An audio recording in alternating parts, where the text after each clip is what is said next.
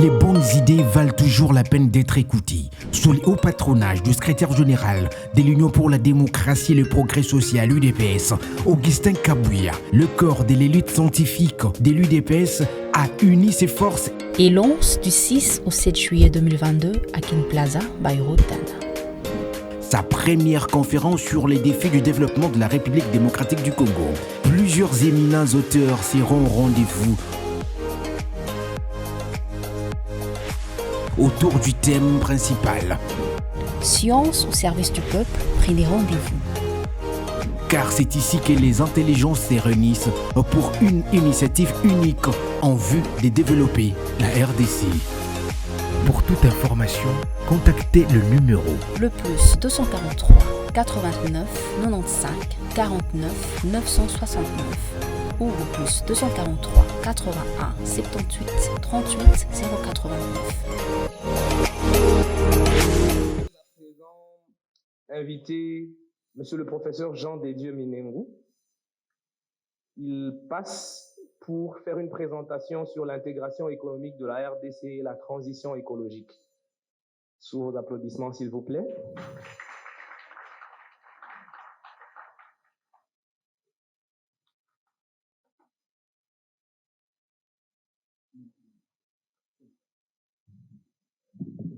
Merci pour la parole, monsieur le modérateur. Bonsoir à tout le monde. Le modérateur m'a donné 15 minutes, donc je dois être le plus bref possible. Et je me suis déjà préparé pour faire une communication qui n'est pas très académique, mais qui est un peu pratique. Il m'a été demandé de parler de l'intégration économique et de la transition écologique en République démocratique du Congo. Ici, je dois déjà préciser que je ne fais pas des sciences économiques de toute la théorie qui existe sur l'intégration économique, mais je resterai sur des cas pratiques de l'intégration économique en République démocratique du Congo et plus particulièrement les cas de la grande province du Kivu. Et enfin, je parlerai de la transition écologique en République démocratique du Congo, tout ce qui a comme enjeu et les perspectives. Alors, notre présentation...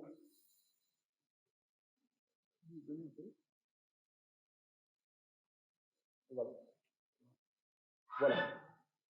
C'est basé sur 5 petits points. Définition des concepts, ça vous pouvez voir ça à travers l'Internet, les Larousse et autres. Le deuxième point sera basé sur la problématique d'abord de l'intégration économique, j'ai bien dit, j'ai resté sur les cas du Kivu, mais aussi sur la problématique de la transition écologique, les défis à relever, les pistes de solutions, ainsi que la conclusion. Okay. Voilà, ça c'est le concept de définition, ça tout le monde peut trouver, que ce soit l'intégration économique, que ce soit la transition écologique, c'est des processus. C'est une construction qu'il faut faire dans les temps. Surtout, je souhaite un peu m'appesantir sur la question de la transition écologique parce que ici, dans nos sociétés, quand on parle de la transition écologique, plus on voit les forêts, on voit l'eau, etc. Nous revenons sur ce que ceux qui m'ont précédé ont dit. Ici, ça revient à l'homme. Nous revenons sur l'homme, nous revenons sur les changements que l'homme doit intérioriser dans sa vie, en ce qui concerne sa manière de consommer, en ce qui concerne sa manière de produire, de transformer, pour lui permettre, mais aussi de vivre ensemble, pour que l'homme soit capable de faire face à de nombreux enjeux qui guettent l'humanité, comme les changements climatiques, mais aussi des guerres et d'autres risques qui peuvent hypothéquer l'avenir. Donc, la transition écologique n'est pas seulement une question environnementale, c'est une question d'abord de l'homme. Parce que celui qui gère les ressources naturelles, c'est l'homme. Celui qui détruit la nature, c'est l'homme. Celui qui utilise de façon irrationnelle les ressources naturelles, c'est l'homme. Donc, la transition écologique concerne les transformations, les changements de comportement que l'homme doit adapter pour qu'il soit capable de faire face aux nombreux enjeux. En ce qui concerne l'intégration économique, comme je l'ai dit, de la République démocratique du Congo, je l'ai dans les cas très pratiques du Kivu. Et quand on voit la carte de la République démocratique du Congo, nous allons voir que la partie orientale du pays, et plus particulièrement les Kivu, quand on prend un pays, une partie de l'ancienne province orientale, vous avez le Haut-Touélé, le Bas-Touélé et l'Ituri, on voit clairement que sur le plan économique, ces zones ne sont pas intégrées de façon stratégique dans les circuits économiques de la République démocratique du Congo. Un exemple très simple, quelqu'un qui produit la pomme de terre au niveau de Kivu, du nord sud Kivu ou de l'Ituri, il a du mal à ramener cette pomme de terre soit vers le nord, vers le centre, vers l'ouest, soit vers le sud de la République. La seule voie qui lui permet d'évacuer sa produit, c'est d'amener ça vers le Rwanda. Si ce n'est pas le Rwanda, c'est l'Ouganda, soit la Tanzanie et bien d'autres. Ce qui veut dire que depuis très longues années, cette région pourtant riche en ressources naturelles n'a pas été intégrée de façon stratégique dans le système ou dans les circuits économiques de la République démocratique du Congo. Et c'est ça, aujourd'hui, nous sommes en train de... Même sans la guerre, cette région n'est pas très profitable économiquement à la République de façon stratégique. Parce que l'exploitation, par exemple, des ressources naturelles stratégiques comme le coltan et autres, les unités de traitement ne sont pas en République démocratique du Congo, c'est au Rwanda et ailleurs. Vous avez les pays comme l'Ouganda, qui n'a pas beaucoup de forêts, mais l'Ouganda doit s'approprier ou prendre cette partie de la République parce que sur le plan économique, il n'y a pas de lien qui lie l'Est de la République démocratique au centre, au nord, au sud, et voire même à l'ouest de la République démocratique. Il y a quand même un boom économique qui se réalise au niveau de la ville de Kinshasa. Vous avez des petites unités de production ici à Kin, vous avez les ciments qui pouvaient venir du Congo central, mais c'est très difficile que les ciments du Congo central arrivent à Goma, à Bukavu, etc. Donc, pour ces gens, ils sont plus liés avec l'Est de notre pays, c'est-à-dire l'Ouganda, le Rwanda, et ce qui veut dire que tout ce qui parle même de la cohésion nationale, ce qui veut dire que cet aspect ne peut être renforcé que par des liens, ce qu'on appelle les échanges commerciaux ou des échanges économiques. Parce qu'une cohésion nationale qui n'est pas assise sur l'économie, qui n'est pas assise sur les échanges entre le peuple, entre les provinces, entre les territoires, c'est une cohésion qui est extrêmement fragile. C'est le cas de ce que nous sommes en train de vivre aujourd'hui. Donc, il y a un travail important de ce que je peux appeler les politiques publiques que le gouvernement devrait mettre pour que le Kivu, une région riche en ressources, soit intégrée dans les circuits économiques de la République démocratique du Congo. Et on peut avancer, je reviendrai sur ce cas peut-être pendant les échanges.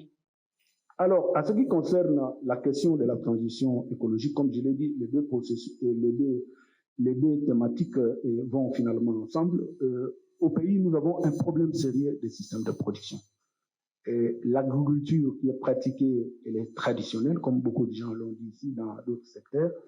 Donc, on a des pratiques de l'agriculture itinérante sur brûlis, mais également ce qu'on appelle l'agriculture, les shifting, où les gens aujourd'hui peuvent faire 1 hectare, l'année prochaine, ils ne peuvent être là, il faut aller chercher d'autres terres pour pouvoir réaliser la production agricole. Nous avons un problème sérieux aujourd'hui, ce qu'on appelle la gestion des écosystèmes forestiers. En 2014, par exemple, sur 10 millions d'hectares de forêts qui étaient destinés à l'exploitation industrielle, et finalement, l'État ne pouvait gagner que 8 millions de dollars. Ce qui veut dire que pour 1 hectare de forêt exploitée en République démocratique, l'État tire que 0,8 dollars par hectare. Donc, c'est deux problèmes sérieux. J'en reviens plus sur les questions d'énergie, telles que le prof et d'autres intervenants ont dit. La question également, la problématique de la promotion des énergies renouvelables et de l'accessibilité finalement à l'eau. Un pays qui est doté finalement de beaucoup de ressources énergétiques. Au niveau des villages, on a moins même d'1%, et quand on va au niveau national, on parle de 9, 10, bon, les statistiques posent problème, 9% des personnes qui ont accès finalement à l'électricité. Donc ça, c'est un problème sérieux. Vous avez également la question de la gestion de la biodiversité. Quand on voit dans beaucoup de provinces, dans beaucoup de territoires de la République démocratique du Congo, on assiste à ce qu'on appelle l'érosion génétique de beaucoup de ressources en République démocratique du Congo, et aussi la question des villes durables et des éco-villages. Je crois qu'il y a une communication qui est prévue par rapport à ça. Quand on voit la qualité de l'habitat dans nos villes, quand on voit les infrastructures dans nos villes, je prends par exemple l'exemple de la ville de Kinshasa, où on est autour on parle de 15 ou 10 ou 15 millions d'habitants, et nous n'avons peut-être qu'un seul pont, c'est le pont Djili. Ce qui veut dire que pour plus de 10 millions d'habitants, la seule voie d'accès pour nous diriger vers les Kasaï, pour nous diriger vers la Bandundu, pour aller vers les Katanga, pour les gens qui sont de l'autre rive, nous n'avons qu'un seul pont à traverser, et même pour nos amis qui viennent du Congo central.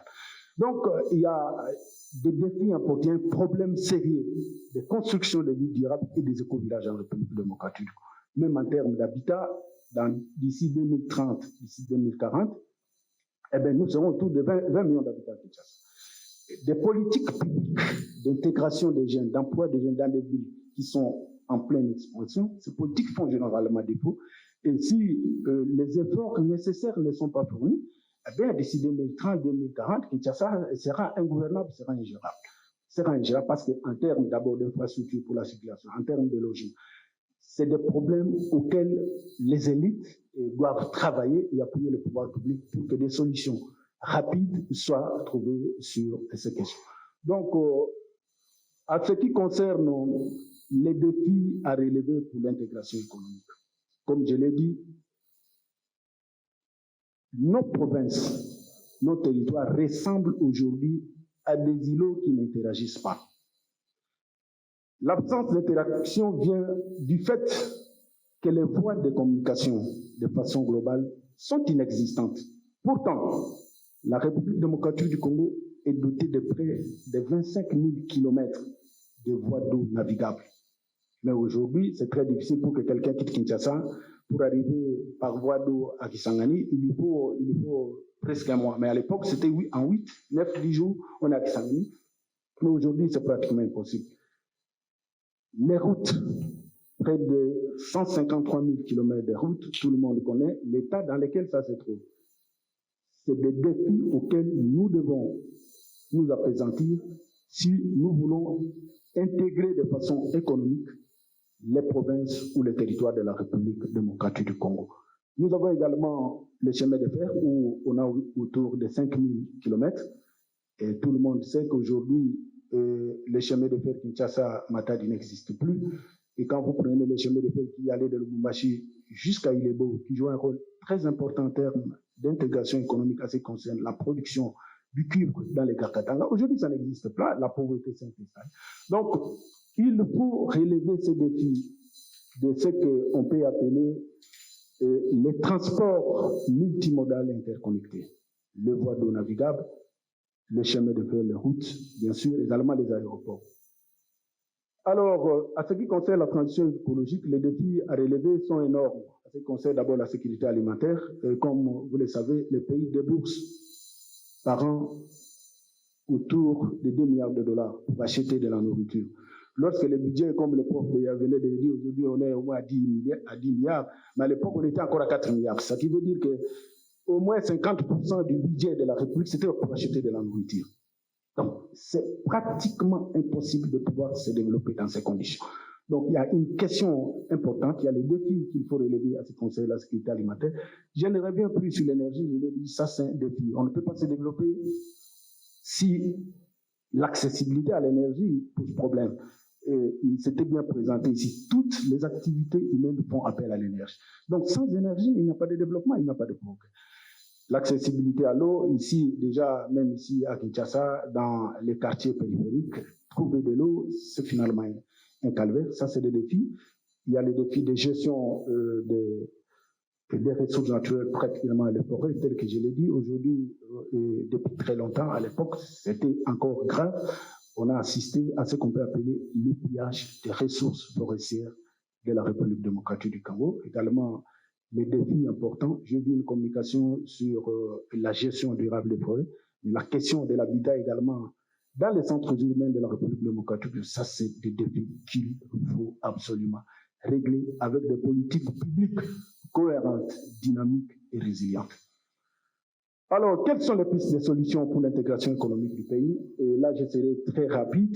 Il faut mettre en place des politiques publiques parce que le développement, ce n'est pas quelque chose où on se réveille le matin, on dit on construit une route. Le développement doit être pensé à travers ce que nous pouvons appeler les politiques publiques qu'il fallait mettre en cause. Deuxième piste de solution, c'est le développement d'un système de transport multimodal interconnecté. Ça a un peu fonctionné à l'époque. Quand on voyait comment le cuivre qui était produit au Katanga pouvait être transporté par la SNCC, arrivé à Idebo, c'était l'ONATRA qui devait prendre donc la voie d'eau qui prend la relève. Arrivé à Kinshasa, c'est le chemin de fer qui prend les relèves, et jusqu'à ce que le cuivre arrive au niveau de l'océan. Donc il faut un système de transport qui doit être multiple, mais qui doit être interconnecté. Là où on ne sait pas construire les routes, ce sont les voies d'eau qui prennent la relève, et là où il n'y a pas de voies d'eau et qu'on ne peut pas construire les routes, c'est le chemin de fer qui prend finalement la relève. Alors, ça, c'est ça qu'il faut faire, à notre avis, pour l'intégration économique de la République démocratique du Congo, où les provinces ressemblent aujourd'hui à des îlots complètement isolés et qui n'interagissent pas. Pour la transition écologique, on peut avancer. Ce qui est important de préciser, c'est que le chef de l'État, son Excellence Félix-Antoine Tshisekedi, pour amener le pays vers un développement économique décarboné, a mis en place ce que nous appelons l'Agence congolaise de la transition écologique et du développement durable. L'objectif de cette agence était finalement d'accompagner d'abord l'intégration économique du pays, mais aussi faciliter la transition écologique pour que les pays s'engagent sur la voie du développement durable. Alors, qu'est-ce qui a été déjà fait en termes pour faciliter l'intégration économique, mais également la transition écologique? Au niveau de l'agence créée par le président de la République, il y a ce que nous appelons le fonds d'entretien des voies fluviales et ferroviaires. Donc, il faut avouer que le régime qui nous a précédés a laissé quand même au pays un outil important de notre développement. Parce que le problème en Afrique et partout ici chez nous, ce n'est pas de construire des infrastructures, mais c'est l'entretien des infrastructures qui pose problème. On peut bien construire la route aujourd'hui, mais si on ne sait pas l'entretenir dans le temps, c'est ça le plus grand défi. Mais sur le secteur routier, il faut dire qu'il y a quand même des avancées significatives avec la création de ce qu'on appelle aujourd'hui les FONER. Aujourd'hui, au pays, pour entretenir dans la durée ces voies de communication de route, il y a des fonds qui sont mobilisés au niveau national. Alors, il y avait un vide au niveau des secteurs fluvial et ferroviaire. Et c'est là où l'agence créée par le président de la République a écrit les textes pour créer ce qu'on appelle le fonds d'entretien des voies fluviales et ferroviaires, dont on ne devrait plus créer d'autres taxes. Il y a déjà des taxes qui sont prélevées partout ici, mais dont la destination reste finalement inconnue. Vous avez la taxe qu'on appelle la redevance logistique terrestre, par exemple, prélevée au niveau de la SCTP. C'est autour de 200 ou 250 $ par conteneur qui entre et qui sort.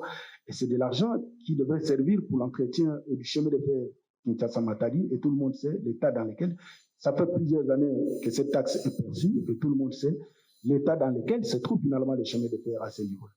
Il y a également les textes qui ont été déjà rédigés, et les travaux sont très très avancés pour accompagner l'intégration régionale de la République, mais également la transition écologique sur la création de ce qu'on appelle la banque verte.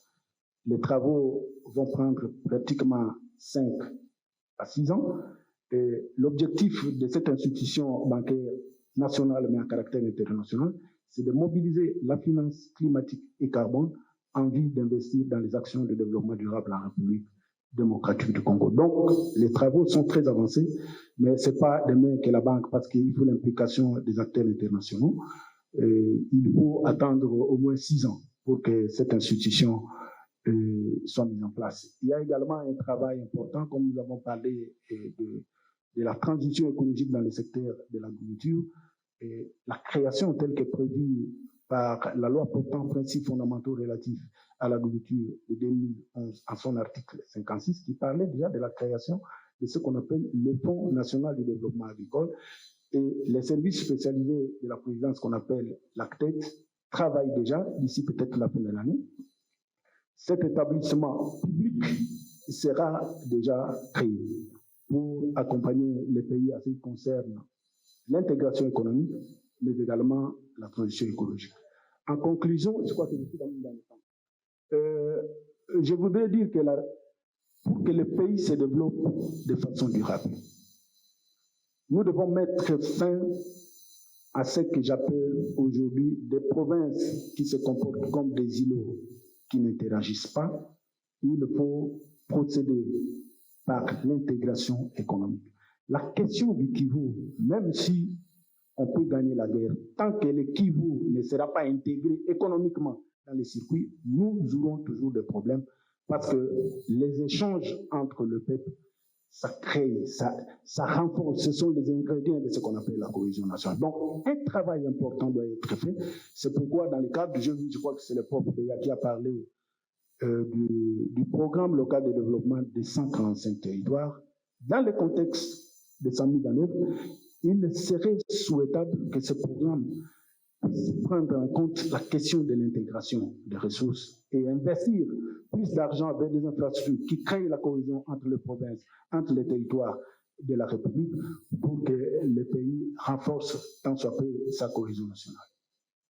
En ce qui concerne la transition écologique, comme je vous l'ai dit, des efforts importants sont en train d'être fournis pour que le pays s'engage dans cette voie du développement durable qui prend bien sûr en compte les besoins des générations présentes et futures de la République démocratique du Congo. Donc, je reste disposé pour répondre à quelques questions.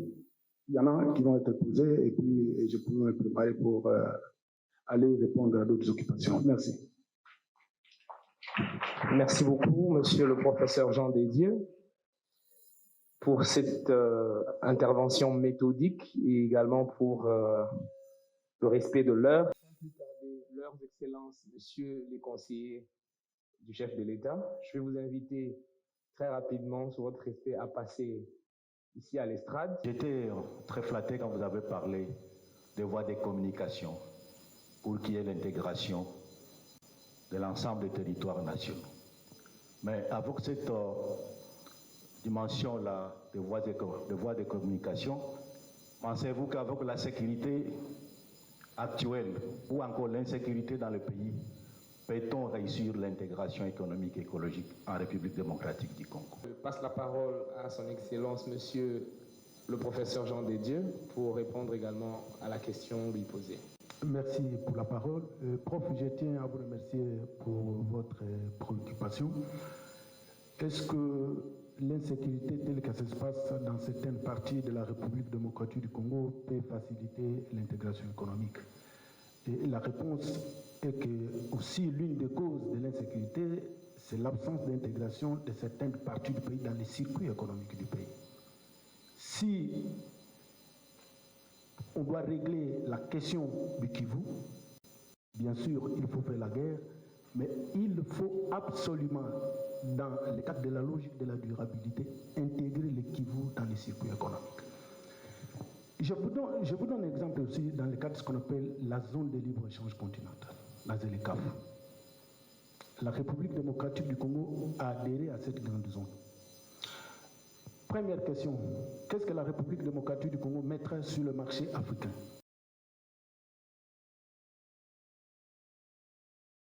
Il faut intégrer les Kivu dans les systèmes éducatifs et les systèmes économiques de notre pays. Voilà ce que je pouvais dire, mais je suis content qu'on discute encore parce qu'il me regarde de l'autre côté. Il faut que je lui retourne le micro. Merci. Je crois avoir donné quelques éléments de réponse, mais on va continuer la discussion. Merci beaucoup, monsieur le professeur.